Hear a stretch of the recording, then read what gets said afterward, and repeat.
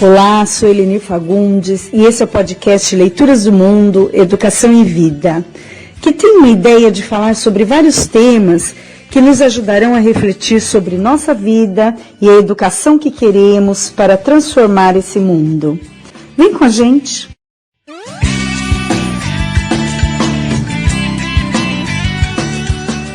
Olá, e chegamos ao quinto e último capítulo da nossa jornada da resiliência, educação e vida, com o Dr. Jorge, mais uma vez, nos ajudando a refletir sobre mais um comportamento resiliente, otimismo para com a vida. Que é tão bárbaro quanto os outros, mas a gente vai para o último gominho, né, da jaca, que tem muitos, mas a gente vai estar falando de otimismo para com a vida. Sim. E o que é que você tem a nos dizer sobre isso, Jorge? Pois é, eu vou pegar um gancho no que você falou agora para poder comentar esse gomo da jaca, né? Uma fruta tão diferente, saborosa, não dá para comer muito, você tem que comer pouco, porque senão fica enjoativo, mas você come um gominho, quer comer dois, tá bom, então, porque ela é deliciosa, né? Um suco de jaca é fascinante. Muito bom, muito bom. É interessante, né? Jaca dá para fazer até no tempero, com sal, salgada, pôr ela em outro, quer dizer... Já vi essas receitas, nunca comi, mas já vi essas receitas. Como sentir de vida, então, ele se encaixa tão bem aqui. E eu vou pegar um outro gancho que você falou agora há pouco. Permite usar uma fala sua? Sim, com uma honra. Você falou assim, há políticas públicas que são de vida e há políticas públicas que são de morte. Isso tem muito a ver com otimismo para a vida. O otimismo para a vida é uma competência humana de saber pensar de maneira positiva e saber pensar de maneira negativa, as duas coisas. Aí está o otimismo para com a vida.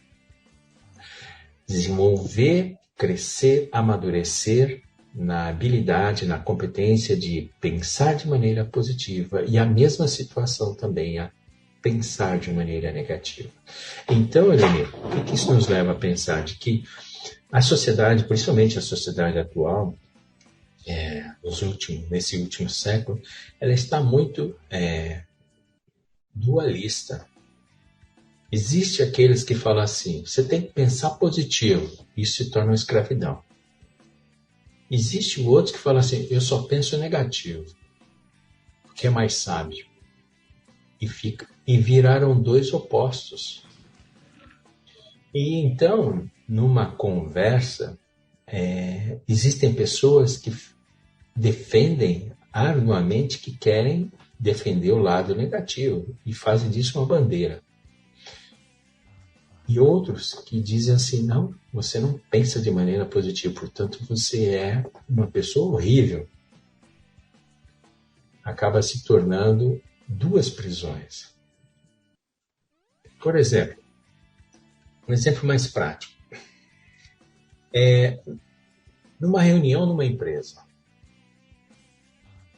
uma pessoa começa a levantar durante a reunião da empresa os aspectos negativos que estão ali naquele projeto, naquela situação que está sendo conversada.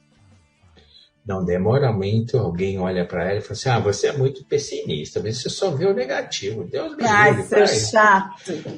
Exatamente. E não tomar cuidado, passa por um bullying enorme. E até, assim, é estereotipada. Isso aí é o pessimista, Deus me livre, cai fora. Né? Você vê como a sociedade tem pouca tolerância com o pensamento negativo? A sociedade, ela se desenvolveu, Eleni, de uma maneira onde pensar o negativo está se tornando quase que um defeito. E as pessoas taxam mesmo, você é pessimista. Né? Isso aí é coisa ruim, não vem nada de bom daí, não sei o que lá. Tá.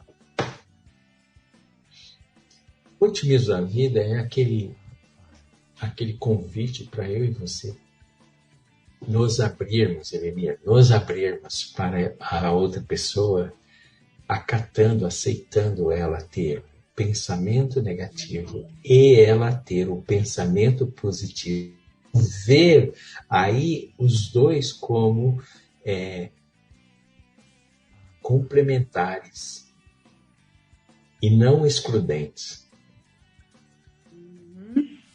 Essa coisa linda de você ver uma criança dentro de casa fazer os dois movimentos, tanto ver o positivo como atuar no negativo, e você olhar e dizer assim, são complementares, é uma mesma pessoa. Ao invés de chegar e falar assim, cala a boca, menina, cala a boca, menino, você é muito pessimista. Então eu tenho um exemplo na empresa, eu tenho um exemplo dentro de casa. Consequentemente, a gente acaba tendo adultos, isso é bastante comum, Edenia, que só falam e só pensam de maneira positiva. E ainda se der oportunidade, fala assim, escreve. Cruz credo. Ai, sai pra lá. Isso a gente fala. Às vezes a gente fala, ai, caramba, sai pra lá. Mas você sabe que é interessante isso, não sei se eu vou estar falando alguma coisa que não tem a ver, mas, por exemplo, a gente, quando a gente faz uma análise crítica da situação, é tão, eu diria, preconceito, não sei, o pensamento negativo de uma situação, ele é tão mal visto, né, que às vezes quando a gente consegue fazer uma análise crítica da situação, essas coisas, parece que você só é negativo, né? E você está, na verdade, tentando olhar o outro lado, né? O outro lado da moeda, o outro lado. Isso. Mas mas é visto como, só, né? Muito negativo, só pensa ruim. Mas, na verdade, você está fazendo uma análise crítica da situação, né? Perfeito. É esse o convite. Otimismo para a vida é um convite para nós olharmos como complementos. Uma análise crítica, ela vem para complementar a outra pessoa que está ali cheia de esperança, né? Cheia de boa vontade, às vezes cheia de investimento financeiro, tá cheio de... e vem o outro e fala, não é bem assim. Epa! Peraí, né? Peraí. E às vezes, enquanto isso, às vezes, quando a gente mesmo, né? Nossa, vem com aquela coisa grande, nossa, eu tô super empolgada. Aí vem um outro e cita uma coisa bem proposital, bem coerente, né? Uma análise boa, e você olha e fala, caramba. Eu não havia visto. Você precisa olhar sempre os dois lados, né, Jorge? Acho que Otimismo para com a vida é uma área que a gente trabalha muito, muito dentro da resiliência, em ambientes de empresa, em ambientes de escola, em ambientes de hospitais onde a doença está presente, porque ali existe a necessidade dos dois polos, dos dois mundos. Aquele olhar onde o negativo vem à tona, e aquele olhar onde o positivo vem à tona. E quem tem juízo, analisa os dois. Analisa os dois lados. Os dois lados, faz a ponderação. Funciona quando a gente fala assim, faz uma lista de positivo e de negativo. E aí... Olha, Elenir, eu faço isso direto no consultório. Você faz? No consultório, eu peço para me trazer. Agora, pela web, eu falo, leia para mim a tua lista dos dois. Por exemplo, a análise SWOT é fascinante nisso aí. Você pede para a pessoa fazer uma lista de itens que são oportunidades. Aí ela joga lá em cima. Aí você fala, agora você vai fazer uma listinha dos principais itens que são ameaças a essas oportunidades. A pessoa já começa a tremer. Eu falei, vai se tornar um pessimista. Mas são ameaças reais. São ameaças reais, é importante. Não, às vezes eu falo, faça uma lista, né, do lado positivo, do lado negativo, né, o que vai ser de bom, mas quais são, eu gostei do termo, né, quais são as ameaças ao projeto. Exato. O que pode não dar certo, né, o que pode estar ameaçando, que aí você olhando essas ameaças, você vai cuidar melhor, né, porque quando você conhece o inimigo, né, aí a ideia você pede para a pessoa fazer assim uma outra listinha das fortalezas dela. Opa! Ela fala, e agora ele já mudou de polo, ele tá positivo agora, vamos lá. Minhas fortalezas, ela pá. Aí quando termina, a gente por último fala assim, agora você vai fazer uma listinha das suas fraquezas. Ela, de novo. Uma lista das fraquezas. Quando as 4 listas são comparadas, muita gente fala assim, eu não vou mais abrir esse negócio. Acabei de enxergar o cenário e vi que não é por aí, eu vou ter que ir por outro caminho. Você vê que algo interessante, você evita a pessoa ter um tombo financeiro. Com certeza. Ela evita, às vezes, ela fazer uma decisão muito errada numa época importante da vida. Por exemplo, quem está perto de se aposentar, essas coisas, evita de fazer uma decisão errada. Por quê? Porque ela passou a olhar os 2 lados. Ela lê o lado negativo, que são as suas ameaças e as suas fraquezas, e vê as oportunidades e fortalezas. E olha de maneira crítica, usando a palavra que você trouxe. Olha, muita gente fala assim, eu não vou morar mais na Europa. Porque não é bem assim. Sim. Acho que é isso mesmo. E aí a gente vai na empolgação e quantas coisas. Aí quando vê, fica difícil, né, de retornar, difícil de voltar atrás, difícil. Acho que é esse Agora, otimismo. quanto eu acredito que é importante, muito importante mesmo, do jeito que você está colocando, é levar esse raciocínio do otimismo para a vida, ver as coisas, os 2 mundos balanceados para uma criança, um rapaz de 12 anos, 14 anos, uma menina de 13 anos, 12 anos, que está começando a se formar e daqui a pouco nós vamos ter um jovenzinho ali. Essa mentalidade, já nesse início, Helenir, faz muita diferença no adulto que teremos daqui a uns anos. Eu acho. E é bacana isso porque a escola ela pode contribuir nas rodas de conversa, né? Quando tem um tema a discutir, o que você acha, mas o que poderia ser, quais são os pontos positivos de uma situação, quais são os pontos negativos, né, de uma situação. Eu acho que isso a escola pode ajudar esse jovem, pode ajudar essa criança a ter um equilíbrio, né, George? Seria construir um aprendizado que ele possa tomar, decisões com maior equilíbrio, né? Porque analisou um lado, analisou o outro lado, é isso? Retomando as tuas palavras no início, trabalhar para que a pessoa amadureça uma cabeça com resiliência, a fim de que ela tenha comportamentos resilientes. Foi o que você chamou na chamada da nossa conversa. Ela precisa ter esse treino, porque isso não é natural, ela precisa ter o treino. A cultura nossa, como eu disse antes, ela já nos leva para um outro caminho, que é estigmatizar o negativo e ficar hiper valorizando o positivo. Positivo, né? Exato. Daí dá nós os brasileiros, achando que a gente é o melhor país do mundo, não tem ninguém igual, futebol melhor é aqui, tudo. A gente hiper valoriza o positivo. Nossa, é verdade, né? O brasileiro é assim, né? Acho que as melhores praias do planeta estão aqui. Algumas ideias foram formadas, né? Tem uma discussão, Gessé de Souza fala um pouco disso, né? Ele questiona até o homem cordial, que esse questionamento que foi colocado as narrativas foram feitas para que achássemos que éramos o melhor povo do mundo, né? Acolhedor. E não necessariamente isso. Eu concordo que a gente é um dos mais inteligentes do planeta. Ah, porque a gente se vira, hein? E como a gente Rala dribla pra cada caramba. coisa, rala pra caramba.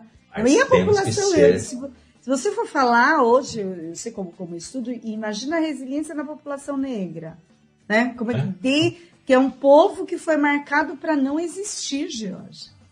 Um povo que foi marcado para não existir. Então, todas as políticas públicas que foram realizadas após a escravidão eram políticas para a morte desse povo, né?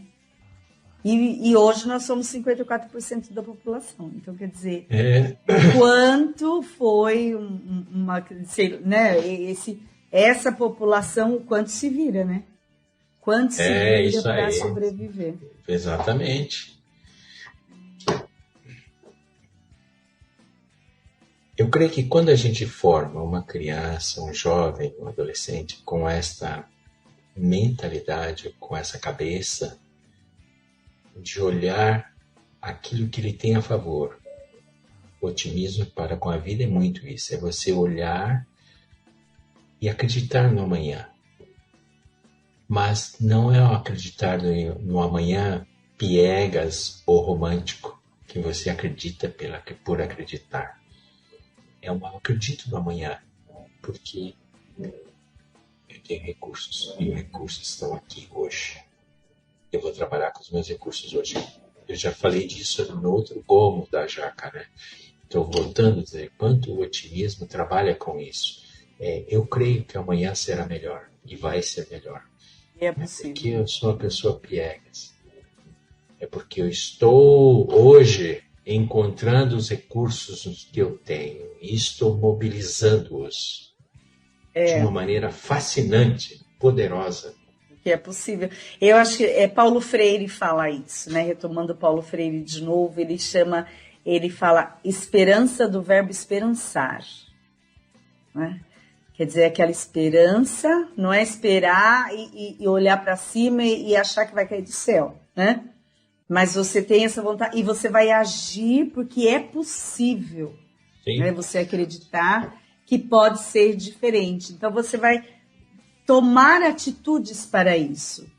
Sim. Né? Então, por isso que é a esperança do verbo esperançar, né? Da ação. Da ação. Você busca, da ação. Você faz acontecer, né? Porque você olha para os seus recursos e mobiliza-os junto com os recursos do ambiente que estão ali e você produz um amálgama maravilhoso, uma massa que vai fazendo as coisas acontecer. Eu acredito muito nisso, né? Eu sou fruto de... Bom, eu estudei até o doutorado, eu estudei em escola pública. Terminei lá o antigão colegial, escola pública, estadual. Adorei. De vez em quando eu volto lá só para matar saudades. Aí eu fui para a faculdade, nas faculdades eu ganhei bolsa. Olha a importância das cotas, né? Você ganhou bolsa. Ganhei bolsa. O que eu quis dizer com isso? É que se eu não tivesse olhado para os meus recursos e enxergado o que tem de positivo e o que existe de negativo aqui, provavelmente eu teria me perdido. Eu acho que é isso mesmo, né? Quando a gente fala da meritocracia, né? A gente não está aqui dizendo que basta você querer, né? Que existe, né? E é isso, você olhar para essa sociedade e dizer, eu tenho de positivo, tenho isso, e o que é que me falta ainda, né? Porque a gente tem essa junção, claro. É isso. Porque eu acho que a gente tem recursos maravilhosos ao longo da vida. Ao longo. O que eu quero dizer aqui? Por exemplo, eu me lembro com clareza, me lembro muito forte, de professores que eu tive aos 6, 7 anos de idade. Depois eu me lembro muito bem também de professor que foi naquela época. Hoje eu vou falar um negócio que ninguém sabe o que é, tá? Mas como eu tenho um século de existência, então Eu tive na escola um negócio que nunca ninguém mais soube o que era chamada admissão. Ah, você é da época da admissão. Sou. Então, eu sou quase, né? Não peguei na rabeirinha, no final. Na rabeirinha. Pois você tinha que fazer um ano e passar muito bem, tal, tinha uma classificação lá, né, para você entrar no que hoje é o segundo grau, né? Eu tenho a lembrança viva de professores ali que foram verdadeiros recursos. Entende o que eu quero dizer? Recursos. Que me ensinavam a olhar, me ensinaram a ver, me ensinaram a pensar. E com certeza eu não sabia o que estava acontecendo, Aline. Uhum. Eu acho que é bacana isso, né? Professores que foram verdadeiros recursos, né? Isso. E o quanto a gente precisa de escolas que sejam de fato recurso, né? Escola de qualidade para que oportunize a essas crianças, né? Que possibilite a essas crianças compreender os seus recursos e garantir recursos. Quando a gente fala garantir de direito, por isso que é direito uma escola pública de qualidade para todos. Porque certamente quem tem, né, quem teve maiores recursos, né, por exemplo, você, provavelmente meu irmão, ele também foi na época ele deve ter mais ou menos a sua idade, né? Eu acredito ter uns 60 anos, né? Mesmo daquela época, o meu irmão mais velho, né, tal. Uhum. Então eu fico pensando, né, quem teve possibilidade, né, além de ter os seus recursos internos, ter os seus recursos externos, e aí por isso que eu acredito que existe a habilidade, vê se é isso, a habilidade e a oportunidade faz um sucesso tremendo, né? Se você tem habilidade, disso que eu estou falando. E a eu não tinha a clareza total. Eu não tinha a clareza que ali estava um recurso, mas eu tinha a noção de que tinha uma oportunidade. Isso eu tinha. Você permite dar uns 2 exemplos? Eu não vou me estender. Não, pode. Tive um professor que, infelizmente, eu não guardei o nome dele, porque na época eu não tinha a menor noção do que ele estava fazendo. Eu só fui perceber depois. Ele dava aula de desenho na nossa escola, desenho. E na aula de desenho, ele vinha com a história de calcular o triângulo, calcular o losango, como fazer o cálculo de uma área, geometria. Aí um dia, nós fizemos uma pergunta para ele. E eu estava no meio do povinho que fez a pergunta. Ele fez assim, professor, para que vai servir esse negócio na nossa vida? A pergunta foi muito assim nesse sentido, que a gente não estava entendendo. Para que estava colocando a gente para calcular a área de triângulos isósceles? Que é uma pergunta que muita gente faz. A gente faz. Para que... Nossa, não sei para que eu aprendi tal coisa. Ou então, fala, para que tem que aprender isso? Né? Aí ele foi responder, e ao responder, ele falou assim, olha, eu trabalho como desenhista. Trabalho numa empresa e eu trabalho na equipe de desenhista na empresa.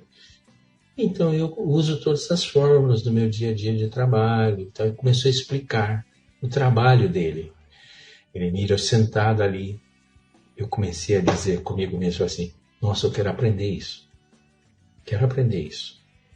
Terminei, isso aí foi no colégio, no ginásio, né? Segundo grau, né? Foi ensino fundamental.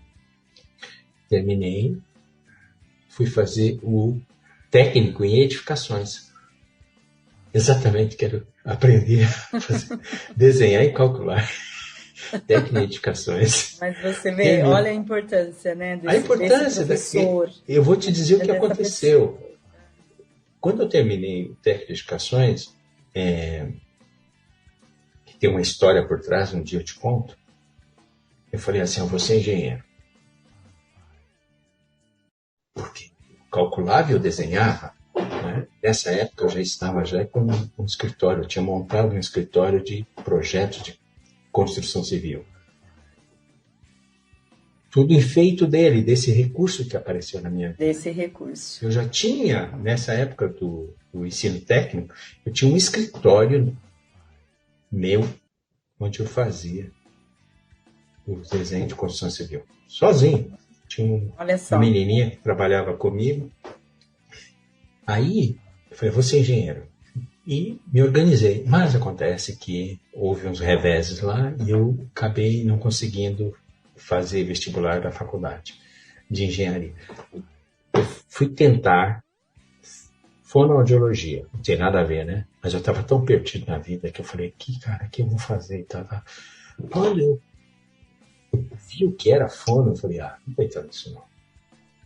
Não tem aquilo que o recurso me falou.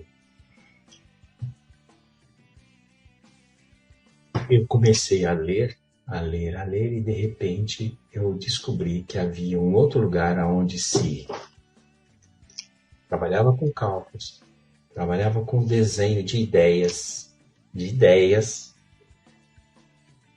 e que se planejava ideias, e que eu falei, talvez não seja com a caneta, talvez seja com as ideias.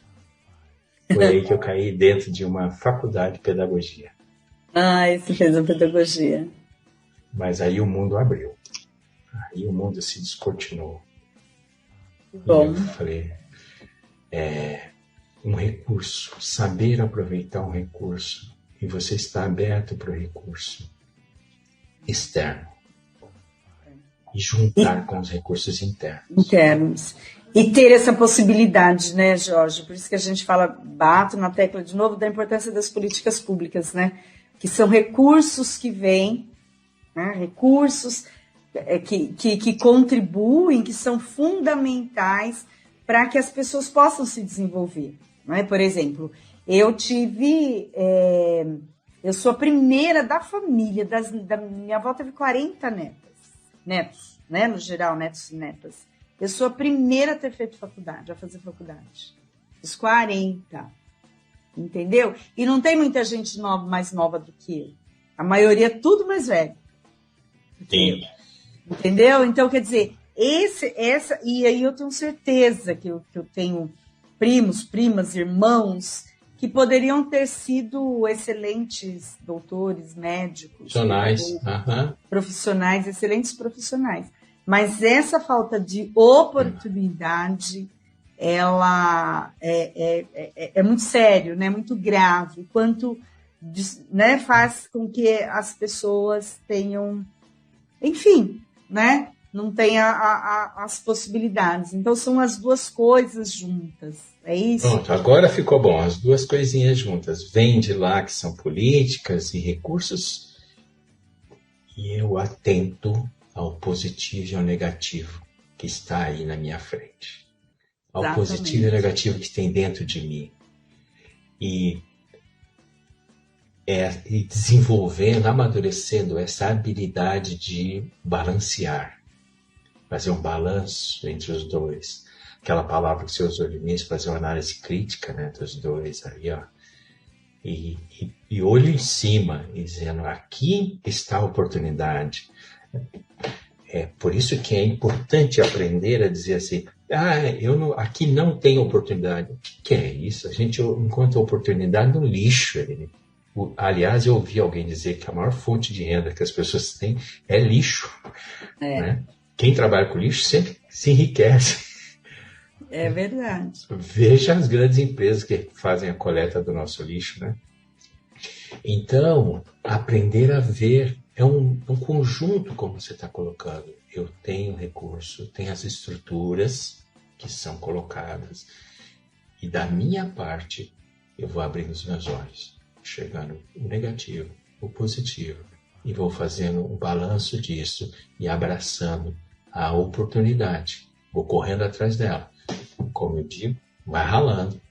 Tá ralando, né? E, inclusive, eu que faço parte do movimento, né? Movimento negro, movimento social, essas coisas, inclusive da gente ter força para a gente brigar, né? Para a gente denunciar, para a gente dizer, olha, assim não está certo, não é? Precisa ter a possibilidade de ser diferente, de ser melhor para todos. A gente tem que ter essa análise crítica, senão a gente não consegue, né? Olhar o positivo, olhar o negativo, e ver que é possível, né, a gente construir, eu acredito que é possível a gente construir uma outra sociedade. Sim, também acredito muito, trabalho nesse sentido. Exatamente. Bom, eu acho que a gente fechamos os 8 de hoje. Sim, completamos a nossa fruta. Completamos a nossa jaca. Não é? Tenho certeza, quando eu olhar para uma jaca, assim, quando eu ver uma jaca... Não... Vai lembrar da resiliência. Vou lembrar com certeza. Acho que dezembro é mês de jaca, não é? Ah, é? Parece que é dezembro, janeiro. Parece que tem alguma coisa assim, dezembro tem bastante jacas por aí. Então, com certeza... procurei de propósito uma fruta que tivesse gomas para ninguém esquecer mais, né? Para ninguém esquecer, não. Resiliência e jaca, eu acho que a gente vai... não se esquece mais, né?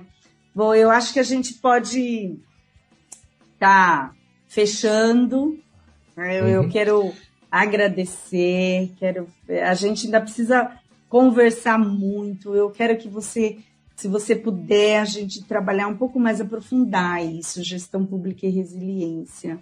Como é que a gente pode pensar a resiliência no momento de estar lá a serviço, que a gestão pública é isso, né? A serviço da população, e como é que a gente olha para essa população com empatia, com todos os elementos, né? Com todos os comportamentos resilientes. Acho que vai ser muito bacana a gente conversar sobre isso, ok? Você quer falar?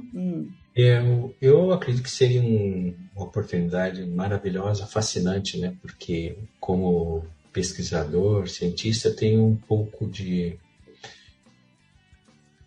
não é uma frustração ainda, é um lamento de que no Brasil a resiliência ela ainda é tão incipiente, sabe? Tão novinha, né? Porque se a gente for olhar, olha só, a própria da resiliência. França tem um programa de resiliência. E se eu vou parar por aí, senão fica dando a ideia de que a gente só fala de coisas boas que tem lá fora. Não é aqui, eu tenho coisas bonitas que acontecem, mas eu estou dizendo que o que você está falando está por vir ainda. Está por vir, Eleni. Tem um campo ainda muito grande, né? Para a gente Exatamente. Pesquisar, para a gente conversar, para a gente e aprender, né? Um campo muito grande. E mais, né, Jorge? Acho que é um campo que se faz urgente. Né? Olha, Eleni, não é possível a gente passar mais uma década sem termos impregnado na sociedade esses conceitos. Porque são conceitos que transformam, são conceitos necessários. Acho que é ressignificar. Acho que o termo é esse, né? Ressignificar, ter um novo olhar e atuar, né? Que é essa esperança de esperançar, né? Vamos fazer algo, tomar atitudes para alcançar isso. Muito agradecido pela oportunidade de falar de um tema tão bonito com você e você poder divulgar resiliência. Vou divulgar. O podcast Leituras do Mundo te espera na próxima quinta-feira.